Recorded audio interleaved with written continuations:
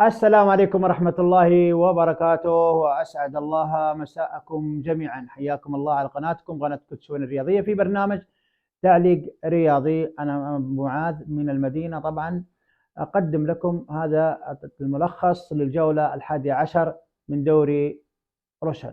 قبل ما أنسى، لا تنسون من دعمنا باللايك، كذلك الاشتراك في القناة، نشر القناة. أيضا عندكم اللي هو كود السناب، وأنا كذلك راح أحطه في الوصف في الأسفل بإذن الله بعد نهاية الحلقة. طبعا الجولة 11 أسعدت بعض الفرق، وبالتحديد أنا أتكلم عن الأربع الأقطاب اللي هي الهلال، النصر، الأهلي، الاتحاد. هؤلاء اللي تحت صندوق الاستثمار.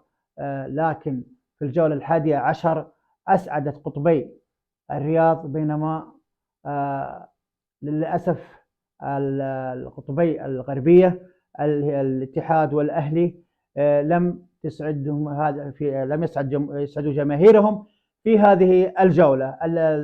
الأول تعادل مع الحزم في جدة ب2-2، والآخر خسر من الهلال في الرياض ب3-1. قد يجد عذر كبير الأهلاويين أنهم تو زي ما قلت راجعين من دوري ولسه الفريق باستعداد، بينما لا يجد الاتحاديين، على كلام ليس كلامي أنا، كلام كثير من الاتحاديين، أنه فريق بطل السنة اللي فاتت والفرصة التي أتاحها صندوق الاستثمار باستقطاب نجوم، ولكن كانت مكابرة وإصرار نونو سانتوس على بعض اللاعبين ومجاملة بعض اللاعبين وبقائهم معه أدت إلى المشاكل الفنية اللي شاهدناها في الأيام القادمة أو الأيام اللي فاتت، والأيام اللي يمكن حتكون الأيام القادمة. أيضا الأهلي قد يكون يلام على إدارة النادي الأهلي إنها ساكتة إلى حد الآن على المدرب في مجاملة بعض اللاعبين ليرى أنهم يمكن يعطون مثل فيرمينيو وفيجا زي شفنا في مباراة الهلال أمس. اللي كان بإمكان الإداريين، يعني الإداري سواء الإداري الفني اللي مع المدرب ماتيوس سيلا، أو الإدارة ككل تجلس مع المدرب هذا كثير، بالذات فيرمينيو. لذا القطبين جدة في الجولة هذه لم يسعدوا جماهيرهم، بينما قطبي الرياض أسعدوا جماهيرهم. دعونا ندخل على النتائج. واسف على إطالة هذه المقدمة، لكن هذا حق من حقوق سواء الأندية اللي أسعدت جماهيرها وسواء الأندية التي لم تسعد جماهيرها. هذه رسالة مني توصل، لعل توصل لأحد الإداريين سواء في الأهلي أو في الاتحاد، وتوصل للنصراويين والهلاليين اللي أسعدوا جماهيرهم إنهم ماشيين على خطى ثابتة. الآن أتجه لكم على المباريات طبعا ونتائجها للتذكير بس فقط. طبعا جت 3 مباريات وزعوها على الخميس والجمعة والسبت، كل يوم 3 مباريات، وأنا أشوفها والله حاجة كويسة. يعني أقلها أنك تقدر تتابع وتقدر تلخص الجولة. طبعا كانت يوم الخميس المباراتين بدأت مع بعض، اللي هي الخليج والتعاون، والتي انتهت ب1-1. والتعاون أنا بوجهة نظري كان عنده فرصة أنه يقرب النقاط ما بينه وبين المتصدر اللي هو الهلال. ضمك والأخدود، ضمك ينتصر على الأخدود ب2-0. الاتحاد والحزم يتعادلوا 2-2، وكرنادي معروف طبعا هذا على ما اظن لما تذكر هذا المدرب انه حصل مع النصر في 2013 على بطولة الدوري. جات اليوم طبعا الجمعة لعبت الرايد والفتح، وانتهت المباراة بانتصار الفتح، لو كان اقل مستوى من الممول، لكن الفتح اخذ اهم شيء النقاط وتقدم خطوة الى الامام. الفتح ينتصر ب2-1 على ارض الرايد. الطائي والرياض، الطائي يفوز على الرياض ب3-2. مباراة الكلاسيكو اللي كانت صراحة مثيرة جدا جدا، وراح أتكلم عنها أنا بعد ما أخلص لكم النتائج وأذكر لكم المباريات اللي جاية. انتهت ب3-1 إلى الهلال، وكانت على أرض الهلال. أبها والشباب المباراة اليوم السبت، أنا أسجل لكم الحلقة الآن مباشرة بعد مباراة الوحدة والاتفاق. انتهت بفوز الشباب على الوحدة ب2-1. النصر ينتصر على الوحدة، عفوا على الفيحة ب3-1 على أرض الفيحة. طبعا الشوط الأول انتهى 0-0. بعدها هذا اللاعب اللي أنا راهنت عليه وقلت مستحيل النصر إذا تخلى عنه النصر سيفقد لاعب يندم عليه طول العمر، اللي هو تاليسكا. تبدأ من تسديده من تاليسكا، وأيضا رأس من تاليسكا، وفابيو أيضا يضيف هدف إلى النصر الثالث. بينما من ضرب من كرة ثابتة الفائحة يضيف له هدف، وتصير النتيجة تنتهي 3-1. الوحدة والاتفاق مباراة مثيرة، أنا كنت تابعتها قبل لحظات.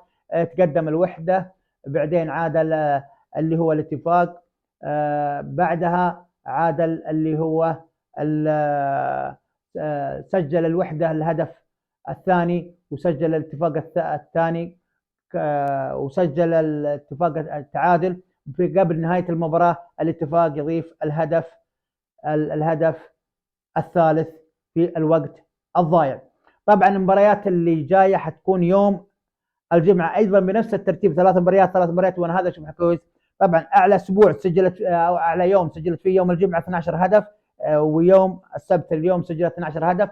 عدد الاهداف 32 هدف للجوله ال11، 32 هدف. نجي للمباريات اللي راح تكون الاسبوع الجاي. تبدا من يوم الجمعه الفتح والهلال، وهذا اختبار للفتح، هذا اختبار قوي للفتح في هذه المباراة، لأن الفتح من الفرق الآن ما شاء الله تبارك الله جاي في المركز الرابع، يجي بعده الأهلي، بعده الاتحاد، والتعاون في المركز الثالث. يعني أنت تشوف التعاون والفتح ما شاء الله ما شاء الله تبارك الله متقدمين على الأهلي وعلى الاتحاد. بعدها الطائي والفيحة والشباب والاتحاد كلاسيكو، حيكون كلاسيكو الأسبوع الجاي. أبها والأخدود يوم السبت، والاتفاق والرايد والنصر والخليج على أرض النصر. الحزم يوم الأحد، الحزم والوحدة والتعاون وضمك، والأهلي والرياض على أرض الأهلي. طبعا المتصدر الهدافين اللي هو رونالدو ب11 هدف، الاسكندر مترو ب8 اهداف، وتاليسكا ب8 اهداف، وباتنا ب7 اهداف، وموسى ديمبلي اللي غايب عن الاتفاق، وشفنا الاتفاق يعاني ب7 اهداف، والبقيه طويله اللي ب6 اهداف. الهلال يتصدر ب29، النصر بعده ب25 فرق ب4 نقاط، التعاون 24، الفتح 23، الاهلي 22، الاتحاد 21، الاتفاق 20. فهؤلاء اللي تقريبا الان قريبين من بعض، وان كان الهلال يفرق عنه بحاجه كثيره الى النصر والتعاون تقريبا هم الاقرب، ولكن انا بوجهه نظري الاجهز واللي اشوفهم فريقين راح يتنافسوا وراح يفرقوا عن البقيه في البطوله هما الهلال والنصر. الهلال والنصر عندهم ما شاء الله ادوات اللاعبين، سواء على اللاعبين الوطنيين او الاجانب. اللي قريبين الان لحد الان يمتلكون نقاط ضعيفه جدا. 16 في ترتيب 16 الاخدود ب7 نقاط، الحزم ب7 نقاط، الرايد ب5 نقاط. انا لخصت لكم تقريبا هذا كل ما في الجوله، كذلك اعطيتكم بعض الافكار عن سواء المتصدرين سواء عن اللي اقل نقاط واللي اكثر نقاط. نروح للكلاسيكو، ولا راح اطول عليكم لانه صراحه تكلم عنه كثير، بس في حاجات انا شفت يعني تابعت اكثر من محللين ما تكلموا عن هذه النقاط. اذكركم بس باللي هو باللي بالتشكيله. طبعا خلينا نبدا بالفريق المضيف. ياسين بونو، سعود عبد الحميد كطرف يمين، ياسر الشهراني كطرف يسار، السناتر البليهي وكولوبالي، سيرجيو وميزوفيتش وروبن نفيس، وامامهم ميشيل يمين، ويسار سالم الدوسري، مالكم امامهم، واسكندر مترو في الهجوم. نجي للاهلي. الاهلي اللي هو ادواردو مندي كحارس مرمى، مجرشي يمين، العمار يسار، بنيز وعبد الباسط كسناتر، وامامهم كيسي والمجحد وفيكا امام الاثنين، وعلى الطرف اليمين محرز ومكسيمان يمين وفيرمينيوم هي يسار. اول شيء بس بقول لكم اللي هو الملخص يعني المباراه بالارقام. طبعا الهلال سدد 12 تسديده، الاهلي سدد 12 تسديده. على المرمى الهلال كم؟ 5. سجل منها كم؟ 3 اهداف، من رغم ان الهدف اللي جاء مو منها، يعني ما يعتبر منها، سجل منها هدفين فقط، سجل هدفين من ال5. الاهلي سدد كم؟ سجل 3، سجل 1. الاستحواذ يعني ملخص المباراه كامله، الاستحواذ الهلال 49، وهذا اول مره فريق انا اشوفه عالي يستحوذ على الهلال. الاهلي ب 51. التمريرات كان الهلال دائما يتحكم فيها، الهلال 378، الاهلي 383، حاجه بسيطه. دقه التمرير دائما الهلال هو المتفوق 78، الاهلي كم؟ 79، يعني تتكلم عن تقريبا دقه التمرير حاجه بسيطه جدا. الركنيات الاهلي 5، الهلال 2. فانت لما تشوف هذه الاحصائيه تقول مستحيل على الاقل فيها تعادل، وهي تقريبا هذا هو هي المباراه كذا. بدات المباراه، انا عندي وجهه نظر بوجهها لوزاره الرياضه بالنسبه ما يخص سواء تشجيع الجماهير او ما يوضع اللي هو الرولات ومنها الدخان. يوقف لك المباراه. تقريبا امس توقفت يمكن 7 دقائق او 8 دقائق. اللاعبين انا كلاعب، احنا جربنا كلاعبين، تنزل انت مركز كذا، مش اي شيء 10 دقائق كذا، الا ما عدا اللاعبين الخبره. هذا ما حتكلم فيها، ما عدا لاعبين الخبره لا عادي عندهم.